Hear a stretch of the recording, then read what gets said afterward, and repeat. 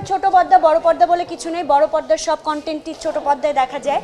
ভীষণ ভালো। ইনফ্যাক্ট এটা তো একটা আজকে যে প্রোগ্রামটা অ্যাটেন্ড করেছি সেটা তো একটা ভালোবাসার জায়গায়, এবং সেটা বলবো যে আমাদের আমাদের এফডিসির প্রোগ্রাম, তো সেরকম একটা জায়গায় আমি পারফর্ম করছি, এটা আমার অনেক ভালো লাগার একটা বিষয়।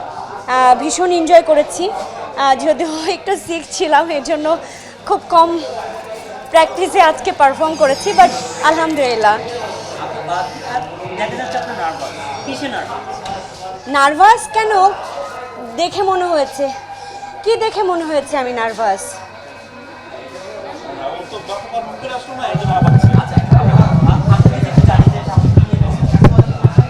সামনে আমার আসলে ফিউচার প্ল্যানিং করে আসলে কখনোই কিছু হয় না, বা আমি করতেও পারি না, সব যা হয় সব ইনস্ট্যান্ট। তো সামনে কিছু শুটিং আছে, কিছু কন্টেন্টের কাজ করছি, তো ওগুলো তো আসলে এক এক করে আসবে। রিসেন্টলি গতকালকে একটা আমার ফ্রেন্ড মানুষ পুলক অধিকারী, ওর সাথে একটা গানের ভিডিওস করেছি, যেটা কিনা ওর চ্যানেলে এসছে। সো এরকম টুকটাক তো কাজ করাই হচ্ছে, আর এর মধ্যে ড্রামাতে কাজ করা হচ্ছে।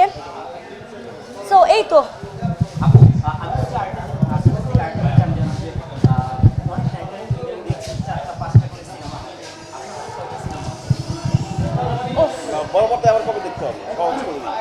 বড় পর্দায় এবছরে দেখা গেছে আমাকে, যদিও পুরাতন সিনেমা আরও অনেকগুলো ছবি আছে যেগুলো আসলে মুক্তি পায়নি, তো সেগুলো মানে কখন কোনটা ছবি রিলিজ হবে এটা আসলে আমি বলতে পারি না।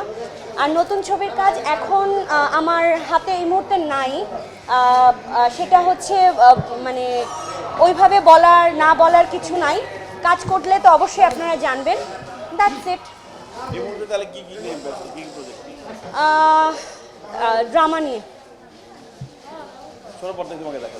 হ্যাঁ, নিশ্চয়ই দেখা যাবে। এখন আর ছোট পর্দা বড় পর্দা বলে কিছু নেই, বড় পর্দার সব কন্টেন্টই ছোট পর্দায় দেখা যায়, মানে সোশ্যাল মিডিয়া। ছোট পর্দা মিনস সোশ্যাল মিডিয়া। সো